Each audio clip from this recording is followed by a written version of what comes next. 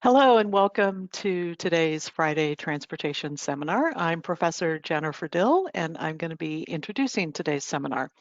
So our Friday Transportation Seminars have been a tradition since the year 2000. These seminars are usually held live on the Portland State University's urban campus that is located on the ancestral homelands of the Multnomah, Cathlamet, Clackamas, Tumwater, Watwalla bands of the Chinook, and the Tualatin Kalapuya, and many other indigenous nations of the Columbia River. It is important to acknowledge that we are here because of the sacrifices forced on the indigenous ancestors of this place, remember these communities, and honor their legacy, lives, and descendants. Of course, due to the COVID-19 pandemic, today's seminar is hosted fully online. This fall's Friday Transportation lineup will be focusing on equity in transportation, recent research and practice. And that is definitely the case with today's speaker. Sorry. Whoops, I pressed the wrong thing there. So today we are very pleased to, I have put it in automatic mode, sorry. So today we are pleased to have Dr. Tiara Bills present on case studies of travel demand analysis on transport disadvantaged communities. Dr. Bills is an assistant professor in civil and environmental engineering at Wayne State University. Prior to joining Wayne State, she served as a Michigan Society Fellow and Assistant Professor at the University of Michigan, and also worked as a research scientist for IBM Research Africa in Nairobi, Kenya. Before jumping into her seminar, I want to let you know about some of our upcoming events over the next few weeks. Next week, we'll have Charlene McGee from Multnomah County talking about the intersection of safety, race, and transportation. Followed by Nikatris Perkins from Oregon DOT, talking about curating equitable transportation. And those are just a couple of them. So I know a lot of us have been using Zoom for the past 6 months, but obviously we're on GoToWebinar. So if you aren't as familiar with how GoToWebinar works, if you want to ask questions, there is a control panel where you can type your questions, and we will be leaving about 15 minutes at the end where my colleague, Professor Chris Monsieur here, and I will ask the questions of Dr. Bills. We are recording the seminar and we'll post the recording and the slides online so you can look at it again or share with your colleagues and other people. And again, the webinar has been approved for 1 hour of PDH credits. Sorry, I'm checking my notes to see what I may have forgotten. And I think with that, I am ready to turn it over to Dr. Bills.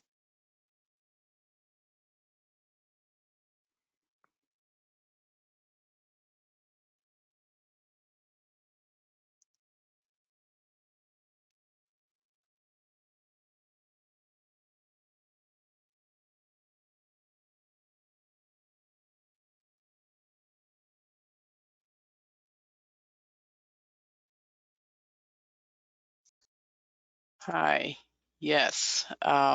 Sorry, I'm just trying to find my presentation slides here. Okay.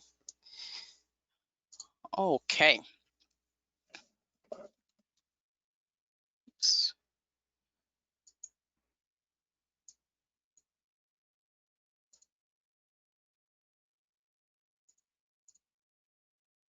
All right. Can you see my presentation? Yes. Okay, thank you. At least on my screen, it's sort of off center. Yeah, like it's a it's little not in the middle. I don't know if that's just me or. Yeah, it's the same on my screen. So we don't see like the left couple inches. Okay, let's try this again.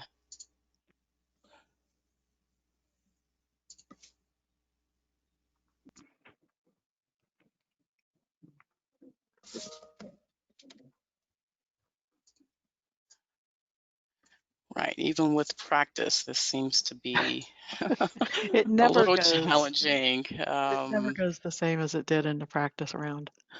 Okay, so let me try again. It's around the presentation. It looks like you can, um, let's see, let me, how is that? If I just leave it without the notes, can you see the entire presentation? Yes, yes, it's not in presentation Okay, mode, but we see the whole slide. okay. You just wouldn't be able to see the captioning, which is the problem.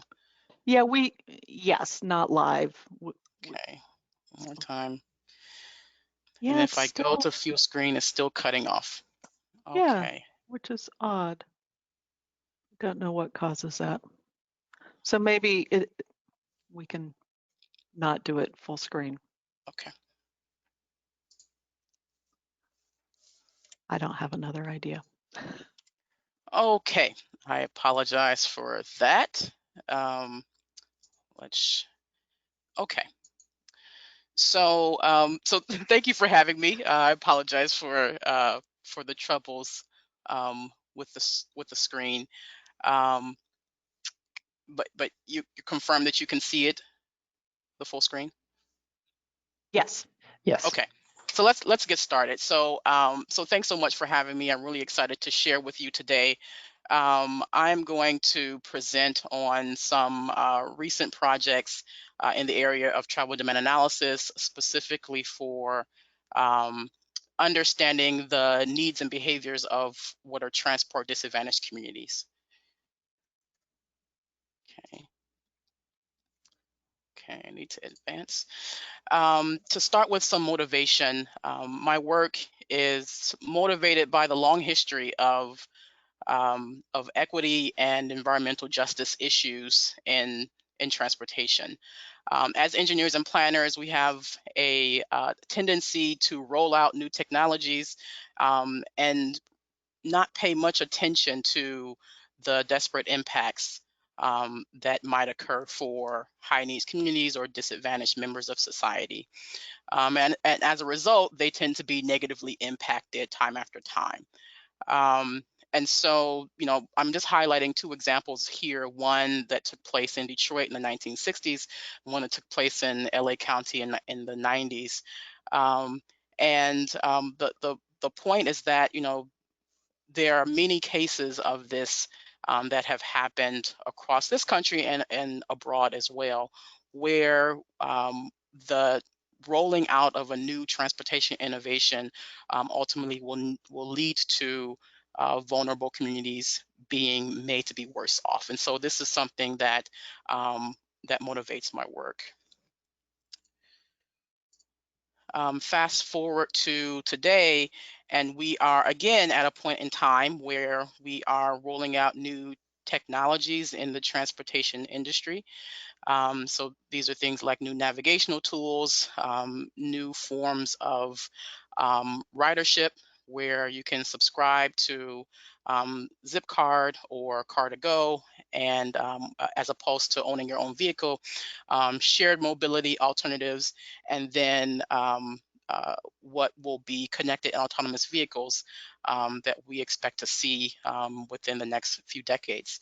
So we're at a point where we are again rolling out technologies, and at the same time we are um, uh, leveraging these technologies to generate new forms of data that will influence our design of transportation systems as well as our decision making around transportation.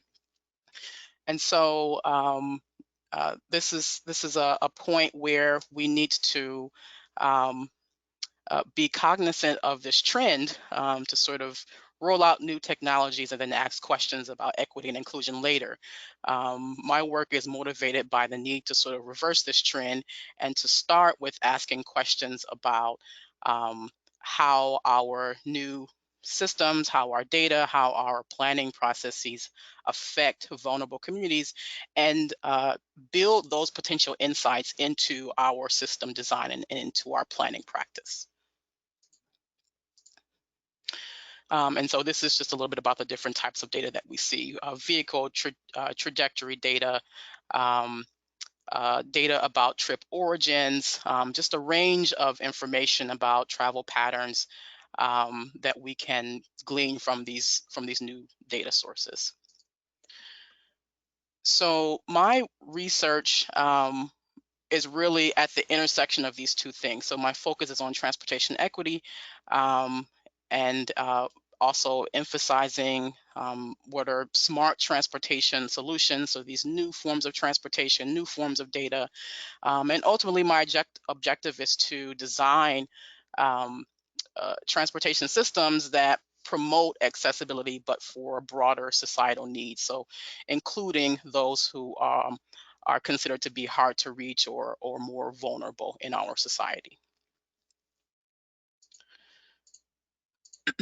So this leads me to my outline for the rest of today's presentation.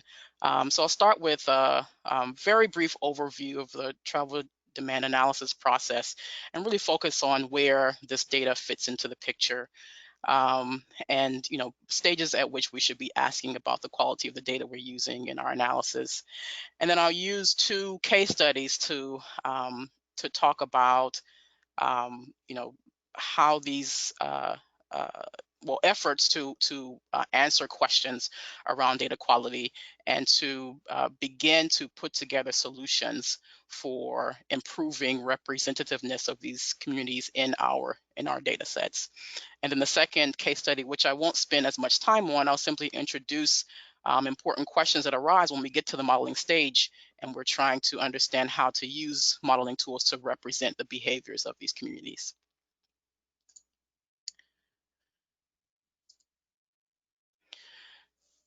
So, sadly, I won't be able to use my animations. Um, But so the travel demand analysis process, most of you are probably familiar with this. We know that travel demand models are tools that are used in transportation planning um, to understand travel behaviors, in order to understand the mode choices, destination choices, route choices, and so on that travelers make in an effort to further understand how these behaviors will change if we change something about the built environment, the built transportation environment. So if we look at travel demand analysis as a part of the planning process, um, we know that it starts from data collection, and from data collection, we do quite a bit of data curation and expansion to make sure that those data are accurate and relevant for use and for based on whatever questions we have around transportation planning. Um, the data in itself is valuable, but it also serves as the primary for estimating travel demand models, as I described, that use for representing travel behavior and prediction. And then we use the insights from those models to inform further analyses and also to make decisions around transportation investments. And so with these stages, a lot of times, we focus on one or the other without really, thinking through sort of, what what um, what stage is sort of my area of study dependent on. So when I was doing my dissertation work, I was very much focusing on this last stage where I'm looking at equity measures that we can get from travel demand models, making sure that they are um, meaningful and relevant. However, since then, I've learned that um, those measures of equity are only as good as the data that we're using to calculate those measures. Um, and so so my work has really been about questioning earlier stages in the modeling process. So looking at data, the quality of the data and how it's collected before we sort of get to the stage of modeling. And so this is where the two case studies fit in. The first case study that I'll spend the majority of this discussion on is very much focusing on data collection. The second, as I mentioned before, is focusing on the modeling stage and and querying how well those models represent disadvantaged communities. Okay. Oh boy. So again, this is supposed to be an animation, so I apologize that this looks jumbled. But uh, the point here is that there's some things that we know um, a great deal about when it comes to data collection and how well those data represent um, travel behaviors. Um, we we know that conventional household travel surveys, for example, may be challenged with things like response biases. So there are different types of response biases that might cause us to question the representativeness of the data, unit response, item non-response, things like this. There are also sampling errors that can occur from various sources, from measurement, from the survey instrument, and what have you. And as a result, we have solutions that are typical for collecting data. And so we know that um, to address sampling error, a lot of times we simply increase the sample size overall, um, uh, which is one of the reasons why emerging data and big data in transportation are so attractive, because it allows for us to expand our data collection, our sample sizes, and our capacity to collect data. Um, Other solutions are related to the sampling design, so how we stratify the sampling in order to account for different types of response biases and things like that. So we have some known solutions, and then on the more advanced side, we have recommendations to um, anticipate that certain groups will be more prone to non-response, and as a result, increase our sample sizes for those particular demographics. And so we do have more advanced recommendations for sampling strategies. However, there's still things that we don't know a lot about. So, we're just really on the cusp of,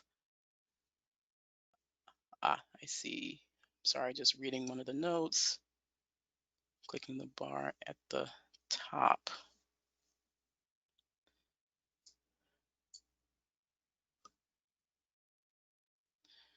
Okay, I think that I'll just proceed. Um,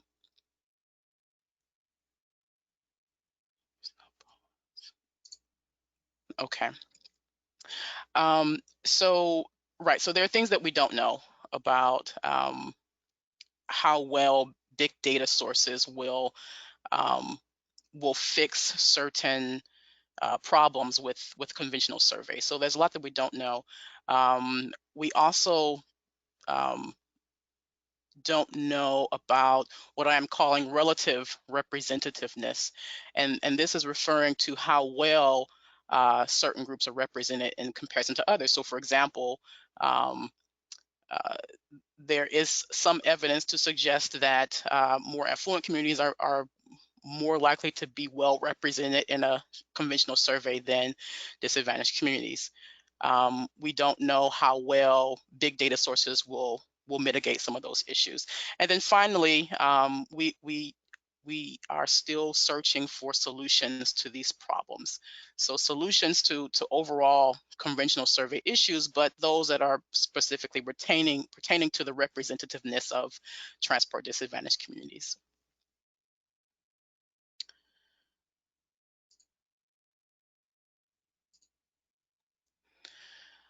So one of the things that we've done to take a closer look at this problem is to review a sample of household travel surveys.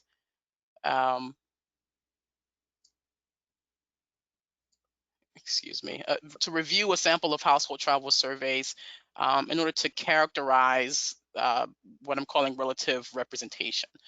Um, so what I'm showing you here are some tables looking at the sample weights of these different surveys, and there are just two that I'm showing you. And the intuition here is, well, one, we know that the sample weight is used for things like data expansion and for adjusting the proportions of characteristics in the sample to make sure that they are relevant to that of the population or in proportion to the population.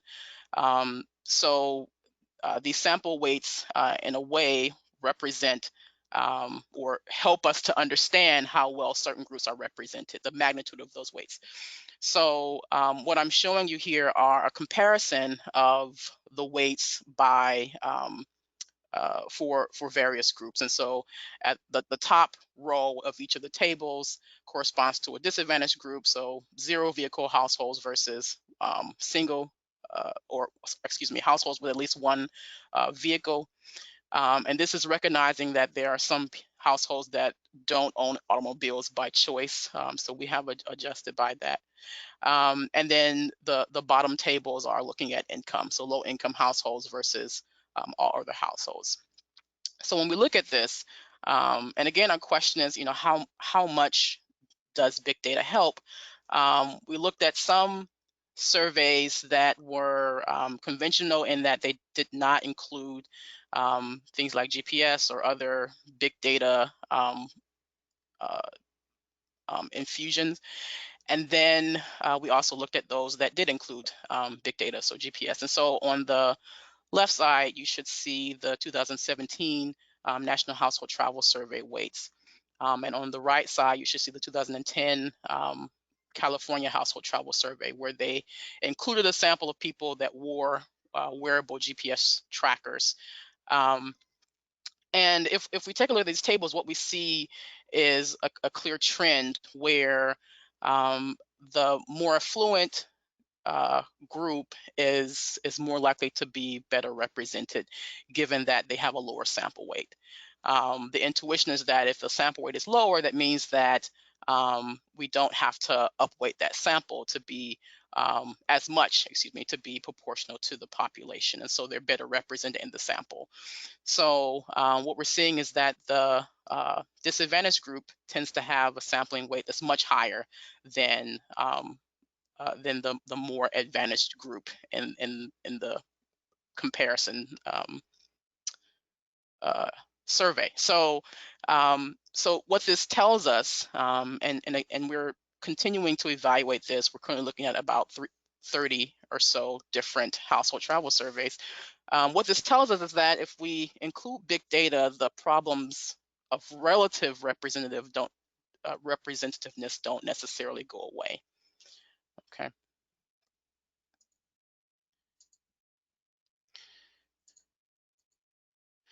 So this brings me to my first case study, and this case study is focusing.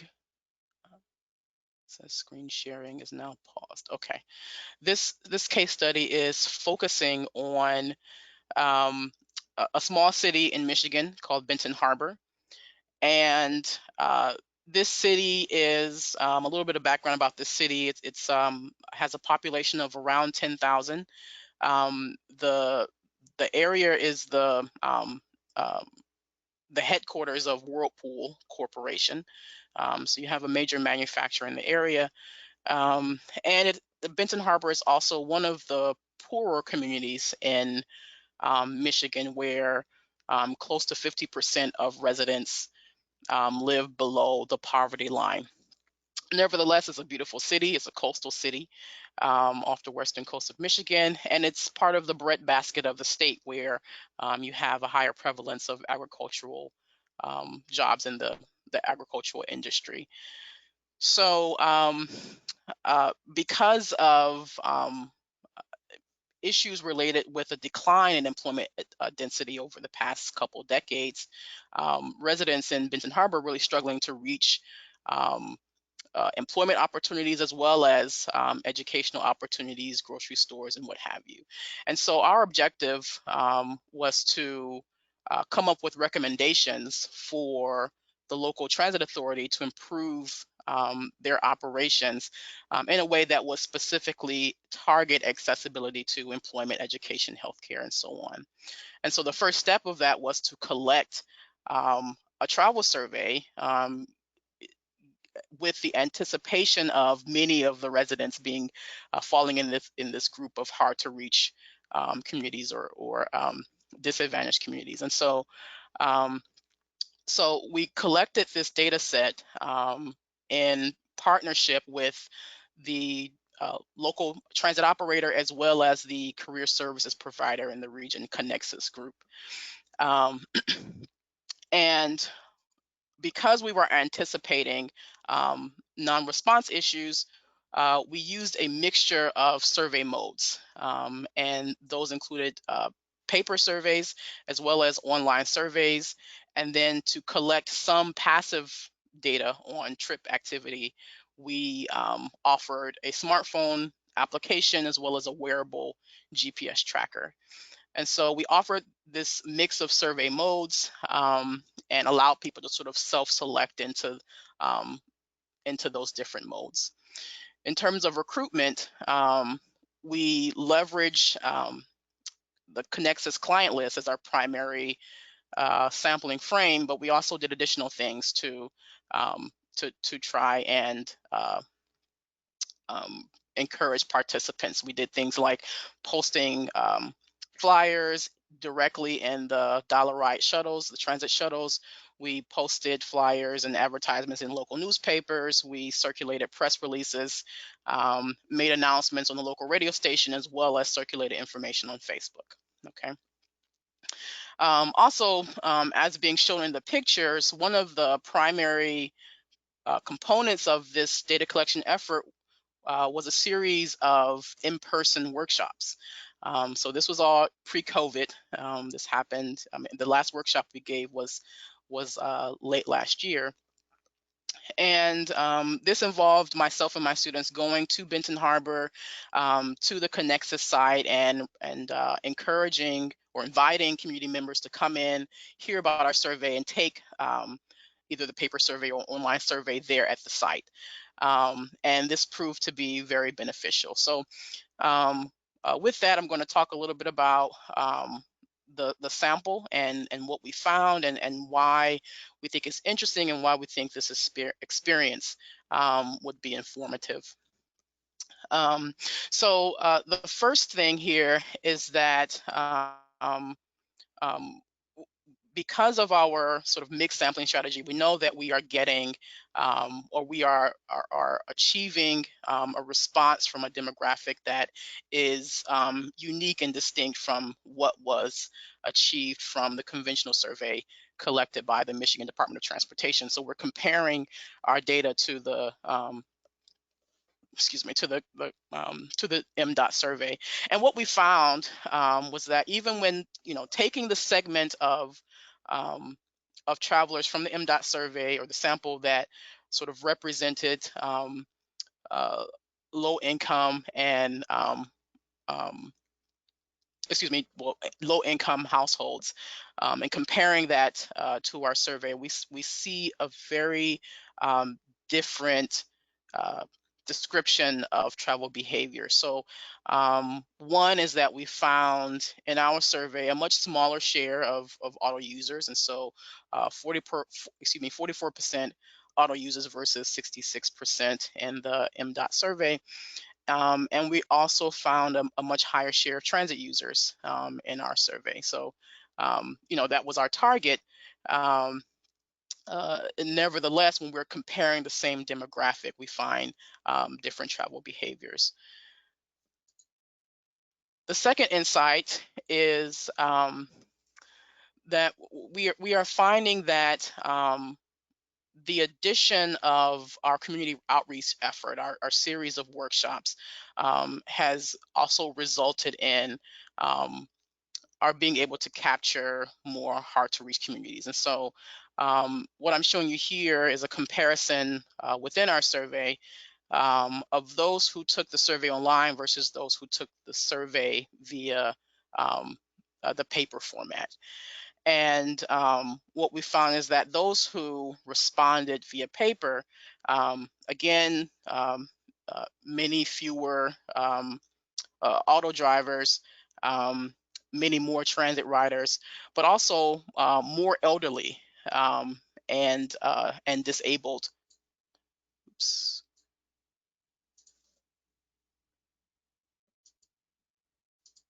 Okay, more elderly and disabled respondents as well. Okay.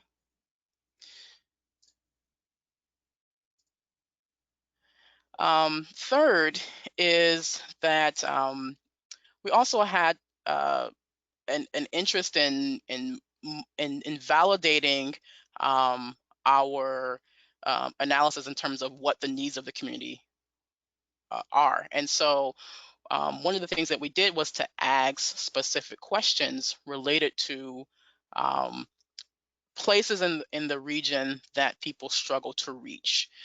In particular, we asked questions about challenges getting to grocery stores, challenges getting to shopping locations, as well as challenges getting to work.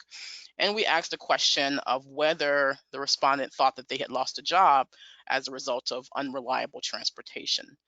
And what we found was that 20 to 25% of respondents um, uh, confirmed that they had challenges reaching or accessing certain locations, and they actually listed, some of them listed locations. So that's what I showed in this previous map here. So some of the blue dots are the locations where residents lived. The black ones are work locations, the green ones are grocery store locations, and then the orange ones are shopping locations. And so we're able to, see visually, and we're also continuing to assess why some of these locations are considered to be hard to reach. And what we think is that, again, this will really inform our ability to understand what the true needs are of these communities. Okay. Okay, so we're finding overall that community engagement, and the way that we have approached community engagement in conjunction with a mixture of survey modes has really helped for us to reach and understand the demographic that we are targeting. In addition, the way that we have asked more explicitly about needs is helping to inform our analysis of typical reveal preference data sets, so that we can again make sure that we are identifying true needs as opposed to just what the revealed data shows us. So next steps for this project, we're already in the stage of estimating mode choice models and trying to understand if this additional data set this additional data set will help to improve accuracy. But also other questions that we're asking are and looking to identify solutions to, or what sample strategies lead to more representative data sets. How effective can conventional data expansion methods be? And so this is looking at solutions to um, uh, looking at how we expand our data sets, how we adjust the proportions in our data sets via weights. We're looking to understand how effective those measures are with regard to relative representativeness. And then what is the nature of model prediction distortions? And so if we're using data that we that exhibits these patterns of underrepresentativeness for disadvantaged communities, what sort of biases propagate through to the prediction outcomes of the models? Okay, and then ultimately the question that I'm interested in is how far off the mark are we in terms of characterizing travel demand, characterizing needs, um, estimating benefits of transportation investments? How far off can we be if our data sets exhibit these characteristics um, of underrepresentativeness? Okay, so now I'll move to the next case study, and I'm really just going to introduce the case study and use it as a lens for important questions that we're thinking about with regard to modeling um, the needs of transport disadvantaged communities. So this is a project that is being done in conjunction with Ford Motor Company in Detroit, and their interest is understanding the value of microtransit. We know from the literature that microtransit and other shared mobility services are seen as beneficial to low-income travelers, to disadvantaged communities. But we don't know enough. We don't have enough information um, showing that that is in fact the case. And so this was an effort to uh, estimate accessibility that can arise from a hypothetical microtransit alternative in Detroit. Since we started this project, we actually have microtransit services running. And so we are partnering with the city of Detroit to get our hands on data to improve our scenarios. Nevertheless, this was our objective. And so what we did was to use the travel demand model for the region that was developed by the planning authority, the Southeast Michigan Council of Governments, and we used that model to build this new microtransit scenario. And the questions really come with our effort to build this new scenario. So, um, you know, without going through the convention of how we use existing models to forecast new alternatives, ultimately, in order to do this, we're going to have to make an assumption about the structure of that model. Okay, what I'm showing you here on the right is the nesting structure of our destination and a mode choice model that we used to do this analysis. And I'm showing where we had to assume to place the new alternative.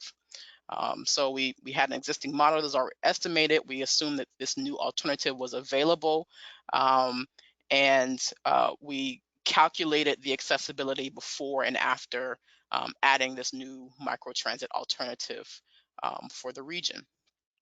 And the critical question that arose was whether whether this model structure was appropriate for the demographic that we were targeting. So we're looking at low-income households and zero vehicle low-income households, and it struck us as important to confirm whether the model structures are appropriate. So and the reason why this is an important question is because, for example, some groups may view microtransit as more similar to existing transit options, while others may view microtransit as something completely different, something that's maybe a mix between auto modes and transit modes.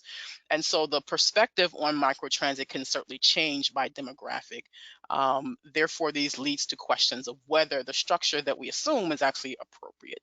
Um, and then second, what is the cost of misspecifying that model? And so this is a common practice that many planning authorities engage in. We're trying to understand, what the future potential impacts of some new investment is going to be.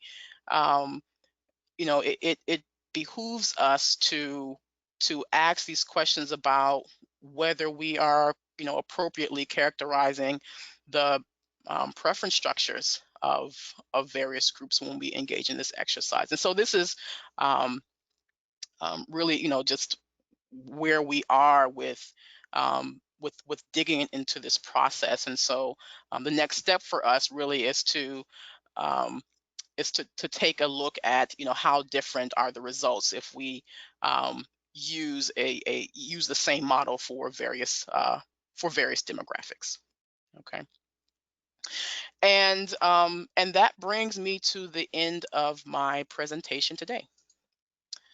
So thank you so much for listening, and I'm ready to take your questions. Great. Thank you very much, Dr. Bills.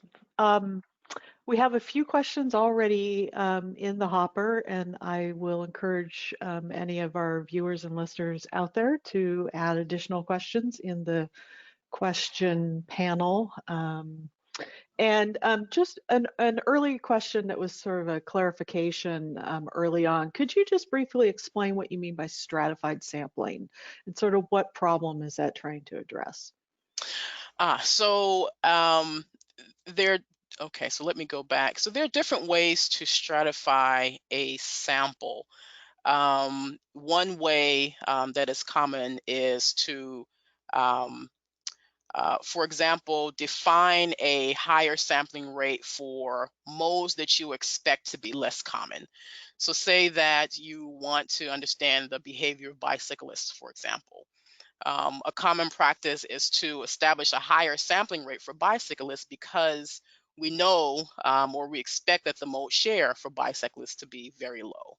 So that's one example of how you would stratify the sample. You would assign a different sampling rate to various groups. So you can do that by mode, or you can do it by demographic. And you know, I'm gonna, I think there's a question that's a little related to that, and it has to Okay. do with the slide where you were showing the different weights for the different Yes, survey samples. And I think um, the question was trying to, there was a question that what at least one person didn't quite get your point here, and I think maybe the underlying reason behind that is not really understanding the reference to weights. I So some see. people in our audience may not be using weighted travel survey data. So, and I think that relates to the stratified sample Right, a little right. bit So, too. so there, there are a lot of ways to characterize the performance of a survey. And in general, we use things like sampling response, so response rates. So what was your target sample size versus who actually responded? What was the geographic coverage? So there are a lot of different ways to try and quantify the performance of a survey. But we know less about how to quantify the performance for various groups. Okay, so we can look at response rates, but I think that the true question for us is, if you have certain groups better represented in the survey than others, um, are we predicting their behaviors equally well when we use those data to estimate travel demand models? So that question has sort of led to how we're characterizing relative representation using the sample weights. The sample weights, again, are multipliers. They're estimated in order to expand the sample size to that of the general population, as well as to adjust the proportions in the sample to be relevant to that of the population. And this is done for any survey that you want to use, or any sample, excuse me, that you want to use to make inferences about the general population. You use some sort of sampling weight. And so in this case, what we're doing is to use that sample weight to give us an idea of how well certain groups are represented in the sample. If you have to upweight them, meaning if you have to assign a higher weight to a particular demographic, that means that they're less represented in the sample and you have to weight them more in order for their proportion to be um, in line with the general population. Okay. So that's the intuition here. So if we have higher sample weights for disadvantaged groups, that means that systematically they are, we have sort of a way of quantifying how much um, uh, how excuse me, well, having a way of quantifying the relative um, representation of these groups. I hope that answers the question. I think so. Great. There's a question, a couple of questions on your Benton Harbor case study. So, Okay. did you also look at trips for social needs? So whether there's a travel disadvantage for getting to social gatherings, church, clubs, family gatherings? It's a good question. We focused specifically on employment, education, grocery stores, and shopping. So we didn't ask about those additional trips. So those are important. Um, if we look at the the share of travel purposes for all trips, it's a significant proportion of trips are dedicated to social activity. But in this case, we did not emphasize that. Okay, and then sort of you in terms of the GPS or smartphone tracking, did you do anything to mitigate concerns about privacy for these types of surveys? Yes. So you know privacy and data security are very important, and um, especially for communities that I'll say might have a little survey anxiety, or might have a little survey fatigue. And so they're a demographic that is commonly surveyed. And so you know part of the reason why we offered the workshops, in addition to trying to reach beyond what is typically done for conventional surveys, is to also help to assuage some of those worries that we're going to be misusing data. So if we have an in-person workshop, we have people there, we are conveying to them what our questions are. um, it helps to assuage worries that we're going to take their data and do something um, um, that is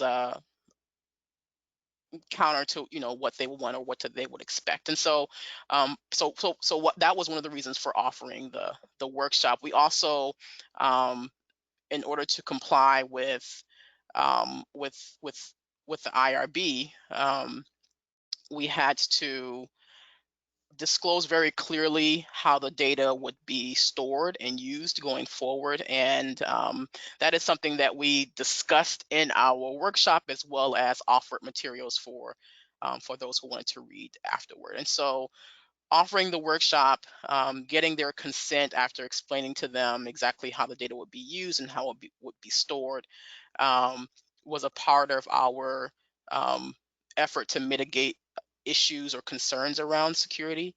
The second part of that is, because this is transportation data, even if the data are de-identified, this is a small sample, and one could um, sort of reconnect the dots, if you will, and to try to use that information to identify households. Um, you know, we have so that's something that we acknowledge, and that's something that we try to protect by disclosing our security protocols for storing the data. But we also do de-identify it. We separate the identifiers from the actual transportation data, and then the data that is actually published is published in aggregate. So those are the things that we do. I'm going to squeeze in my own question here and then pull one from our list. I was curious how many people you had take up the option of the mobile app. And I mean, I know that smartphone penetration rates amongst lower income households has been going, up. Hmm. Hmm. Hmm. But I wonder about whether you had people who were worried about, their data plan and things like that. Yeah, Um, yeah. So thanks for that question, because it gives me an opportunity to talk about the sample size and for the different modes. So what I reported in this presentation was really just those who took the paper or online survey. I didn't talk much about the passive data that we collected, because the sample size was even smaller. So we had fewer people. We had about 60 people um, who agreed to either use the wearable tracker or to download the smartphone app. And so, while we're parsing those data, trying to figure out how to fuse it with larger data sets, um, there are some things that we learned with regard to people's concerns around that. I think that you're going to have people who don't want to be tracked. Um, uh, Nevertheless, what we found is that there were people who were interested and had a smartphone, but there was still a disconnect between how to download a smartphone app and to use it. So um, when we offered the workshops, there were a number of people who we had to install the application for them.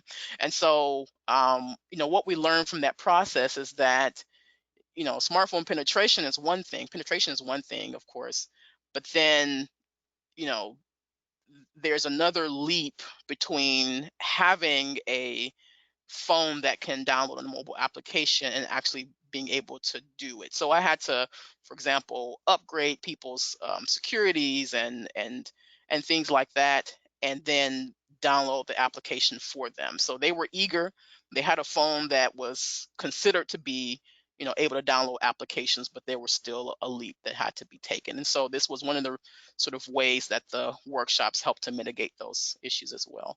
So I hope that kind of No, that was answers. good. And I Yeah. think it helps when we want to do these sort of better data collection methods, we need to anticipate all sorts of potential issues. Right, Um, right. Question here, how do you see the use of vehicle ownership as a proxy for transport disadvantage changing in the future? I'm wondering if wealthier travelers in urban cores for cities in which land value is higher in a central location will opt for ride hail and other things um, that would, reduce their vehicle ownership. It's a good question. I'm trying to think about, what we have learned from this process. And so for kind of related to the previous question, I mentioned that, there's still a leap between, um, you know, using a service, being able to use it, having the income to use it, and then actually using it.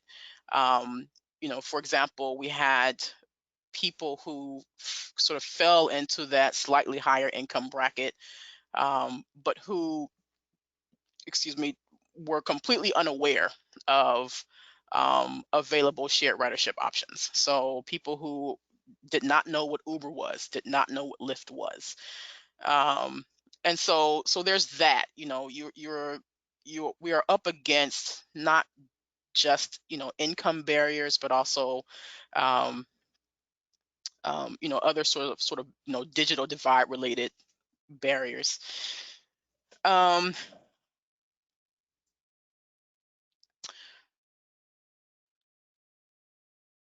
yeah, it's a good question. I think that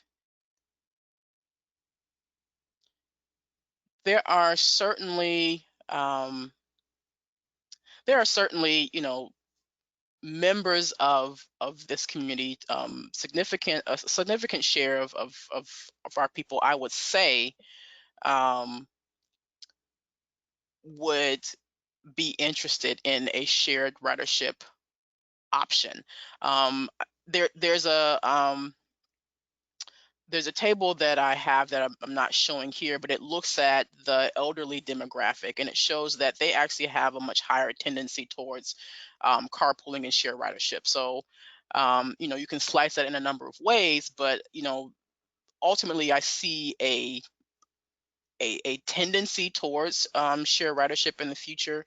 Um, and this would be one of the questions that we would try to answer. Like, do we have enough information in our data set to understand their behavior? Do we have the right types of models to try to forecast this in I guess, the midterm? So that would be my response, which is not all the way answering the question of what I think. No, that's fine. Um, I'm actually going to jump in, Chris. I know we normally, but there are a couple questions here that I noticed relate to the slide that you have up. And so maybe one is sort of a bigger picture question of what do you think explains the difference between the MDOT survey versus your survey? And then also just to also clarify what the missing um, data there refer to. So Okay, so I'll answer the last one first. The missing data are those that didn't respond to mode choice. So in any sample, you're going to have that. So that falls under that item non-response bias, where you have people who take the survey but just decide for whatever reason not to respond to certain questions. And then what explains the difference? And so I think that most of the difference is really in the sampling design. The MDOT survey was the sampling frame was for using addresses. And what I've learned about this demographic, specifically from the workshops, given that we'd had people, take the survey online as well, is that people don't like to give their certain information. So people don't like to give their addresses. They if they give you an address, it might not be theirs. So, and I bring this up because as a part of this survey, we offered an incentive, and it was actually quite difficult to get the incentive to some members because they simply listed addresses that were not theirs. So when we would, call to follow up, we would end up, talking to neighbors or children or caretakers. So there's a lot of gray area in this, the use of addresses as a sampling frame. So I would point to the sampling frame as one big difference. And so we targeted sort of the needs. Our sampling frame was a list of clients for people who were looking for employment, in addition to people who were using transit. So that's one of the things I can point to at this point. But there's still a lot about this data that we are investigating and comparing. As a part of the study where we're looking at the sample weights and comparing, one of those, one of the emphasis of that project is to also establish a relationship between the outcomes and the sample design. So I hope that helps.